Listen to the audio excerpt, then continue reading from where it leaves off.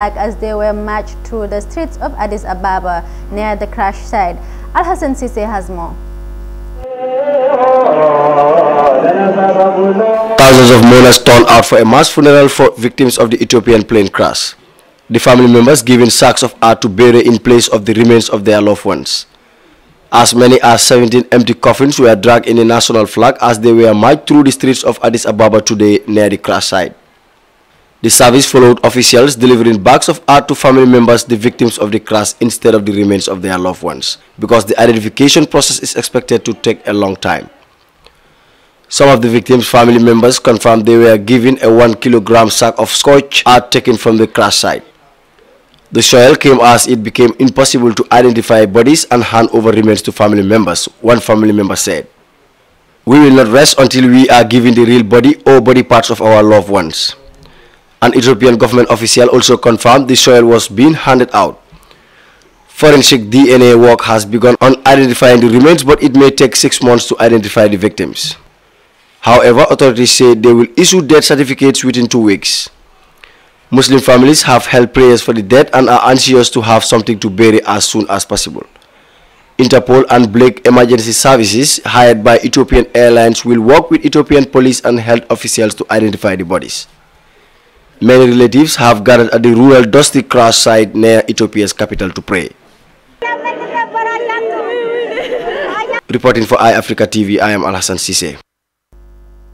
The Women Consultative Council of the Organization of Islamic Cooperation (OIC) has condemned the terror attacks on mosques in New Zealand that left at least 50 people dead.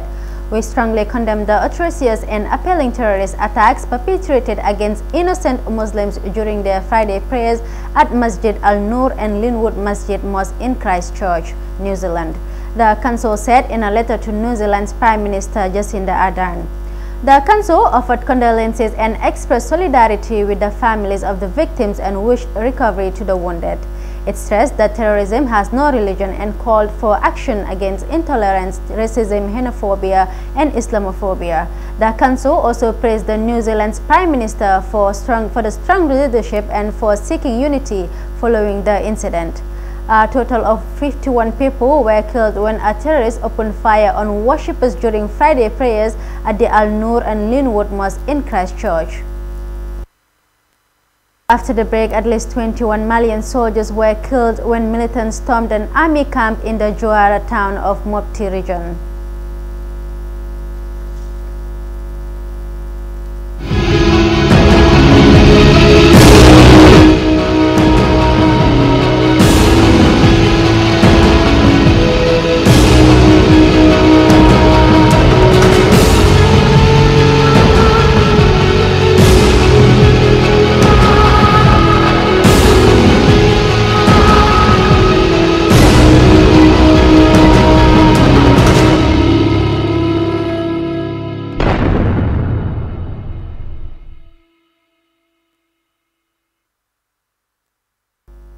Welcome back. You're watching the World Today Evening Bulletin. Let's now take a look at the remaining stories.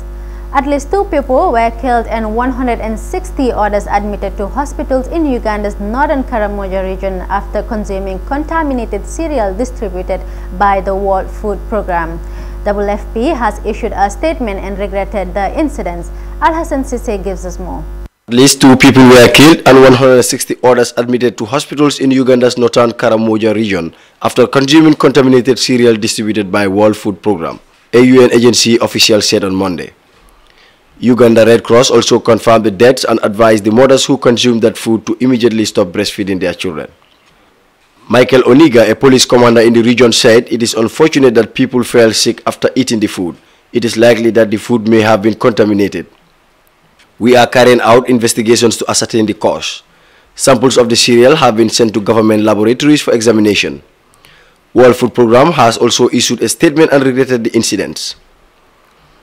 The World Food Programme has suspended distributing super cereal, a fortified blended food, in Uganda after scores of people were taken sick and were admitted to health centers following local distributions in the Karamoja region, the statement said. The government and World Food Programme are investigating and have submitted samples of super cereal for laboratory tests to determine whether there is a link between eating blended food and people falling sick after distributions. From the outset, it added. Reporting for iAfrica TV, I am Alhassan Sise.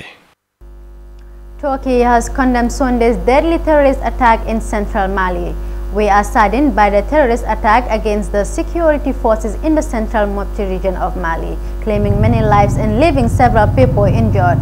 Turkey's foreign ministry said in a statement, at least 21 Malian soldiers were killed when militants stormed an army camp in the Juara town of Mopti region early Sunday, local media reported.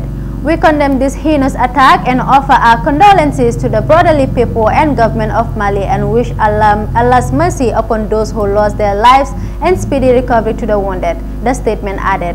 Tensions erupted in Mali in 2012 following a failed coup and a Trrc rebellion that ultimately allowed Al-Qaeda-linked militant groups to take control of the northern half of the country. In 2015, a peace deal was signed between the government and some insurgent groups. Political and community disputes continue to fuel tensions in northern Mali, thus undermining the implementation of the peace agreement. New Zealand will reform its gun laws, the country Prime Minister announced on Monday after a deadly terror attack which killed at least 50 people. Speaking to reporters after a cabinet meeting, Jacinda Ardern said the ministers had agreed in principle to reform the country's gun laws. Alhassan Sise. New Zealand will reform its gun laws, the country's Prime Minister announced on Monday after a deadly terror attack which killed at least 50 people. Speaking to reporters after a cabinet meeting, Jacinda Ardern said that the ministers had agreed in principle to reform the country's gun laws. Prime Minister Ardern said, "We have already made clear that a number of New Zealanders have questioned the availability of military-style semi-automatic weapons in New Zealand. However, I will be giving a more fulsome statement to the House once we walk through the in-principle decision that the Cabinet has made today." At least 50 people were killed when an Australian-born terrorist opened fire on worshippers during Friday prayers at the AI Noor and Linwood Mosque in Christchurch. She added, "I want to also acknowledge when Australia found itself tragically in a similar position to what we found ourselves now. They took 12 days to make their decision. We have taken 72 hours. There are still some details that need to be walked through. I want to do that but still move as quickly as we can." Ardern said that the primary suspect in the attack was not a citizen of New Zealand, but some New Zealanders' values needs to be questioned. Cabinet today made in-principle decisions around the reform of our gun laws. I intend to give further detail of these decisions to the media and public before Cabinet meets again next Monday. This ultimately means that within 10 days of this horrific act of terrorism, we will have announced reforms which will, I believe, make our communities safer. As a Cabinet, we were absolutely unified and very clear. The terror attack in Christchurch on Friday was the worst act of terrorism on our shores. It was, in fact, one of the worst globally in recent times. It has exposed a range of weaknesses in New Zealand's gun laws.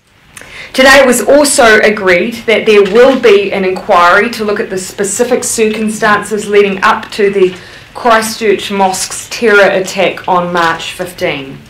The purpose of this inquiry is to look at what all relevant agencies knew or could or should have known about the individual and his activities, including his access to weapons and whether they could have been in a position to prevent the attack.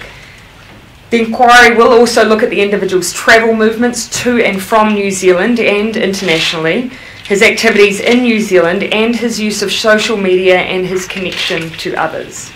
The government has also had preliminary discussions around ensuring New Zealanders have the ability to commemorate as one the lives lost at Deans Avenue and Linwood Mosques. A number of vigils have already been held in local communities throughout New Zealand. I have no doubt that these will continue. In fact, I encourage people to come together. That was prompted after a mass shootings at 2 mosques full of worshippers in Christchurch, New Zealand, which left at least 50 people dead and dozens more injured on Friday. Reporting for iAfrica TV, I am Alhassan Sise. Well, viewers, that's all we have for you on the World Today Evening Bulletin. For more on these and other stories, log on to our website, iAfrica.tv. I am Fatimata Jaju. Bye for now.